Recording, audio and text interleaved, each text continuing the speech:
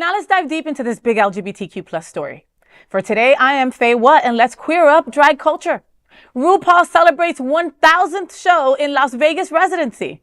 History was made in Las Vegas this week as RuPaul's Drag Race Live celebrated its 1,000th show at the Flamingo. The milestone event brought together drag artists, celebrities, and fans for a spectacular weekend honoring the legacy of drag on the Vegas Strip.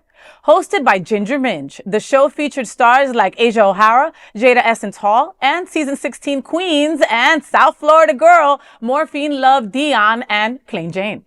RuPaul himself took the stage at the 1,000th show, thanking the cast, crew, and fans who have made Drag Race a global phenomenon. But this moment isn't just about glitz and glamour. It's about the decades of work, W-E-R-K, baby, that made it possible. RuPaul's first Vegas residency at the Sahara in 1994 was short-lived, but it laid the foundation for today's success. That show introduced RuPaul to choreographer Jamal Sims, who is now the co-director of Drag Race Live.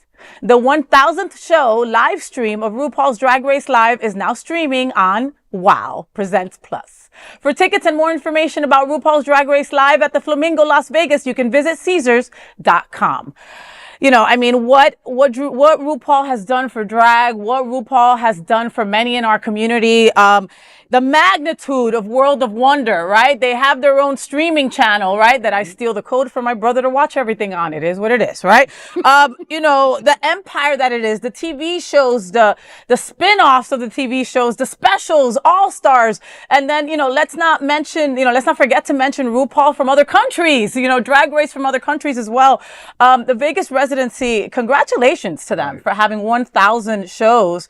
It's not easy to stay, relevant on Vegas, you know, on the Strip especially. And, you know, I've gone to one of the shows. Mostly all my friends who have gone to Vegas go to the show because it's like a must do. Have you, with all the times you've been? But I will. Well, you're going to Vegas in the next couple of weeks. I'm going, and I'm going this, in July, but yes, I'm going. So I'm going to try to see the show. You got to go get your tickets. I would love to see it. I always like RuPaul. I saw RuPaul's one before RuPaul's Drag Race. Picture it. South Beach, 1992. It was Washington, D.C. Okay. Talking about World Pride, it was Washington, D.C. This is one supermodel of the world, okay? Yeah. So this is, late 90s? I think so, Late 90s? Something like that. That one, he was Baby Ru. Baby RuPaul, right. And I saw RuPaul at the Madame Tussauds Museum in New York City. Okay, you saw him or you saw his statue? Saw him. Oh, okay. The day before they opened. So this is weird.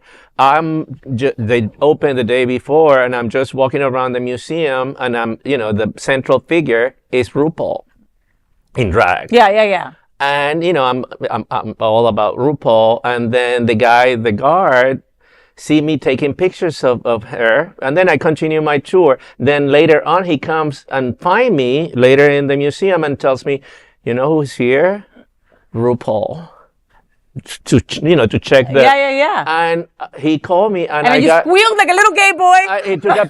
He took a picture of me with RuPaul. I was like, oh my God. He's very tall, by the way. He's very tall. So cute, Dino. This is a moment I'll never forget. Of course not. And what are the chances that you're there at Madame Tussauds? They're about to show this display of him, and he's there.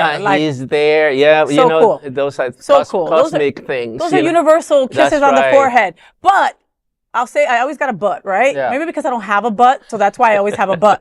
For this 1,000th episode, he came out as Ru. He didn't come out. That's how I met in him. Drag. Right. He was not in drag, which is weird, right? It's weird for the show, not for your thing. No, I think it's appropriate because Ru is an industry. I mean, he's a billionaire. That's true. Let's just say it. Billion with a B, because of his flacking. What is that? The flacking cracking? What is that? The oil stuff that he does? What's it called?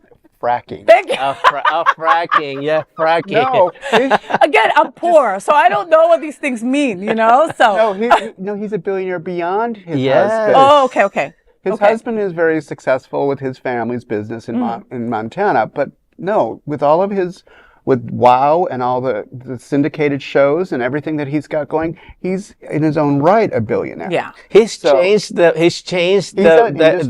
game for drags. I mean, he's employing all these girls after they go through RuPaul's Drag Race. They have a career. We have Bianca Del Rio now. We have Jinx Monsoon, Bob the Alyssa Edwards is Bob the drag queen. I want to say Alyssa Edwards is actually going to be at Miami Beach Pride. And that's right. next week. That's right. So these girls all have a platform thanks to RuPaul. Exactly. Let's make it clear. Exactly. Is RuPaul the ones that changed the game and has kept it current and strong and fresh and everything. So you're basically telling me RuPaul can go and present himself at the thousandth episode however the hell he wants. Exactly. Got it. That makes sense. That is the big LGBTQ story for today. There is no other queer nonprofit media platform like this in the entire world. Support our LGBTQ stories by subscribing and sharing Queer News Tonight.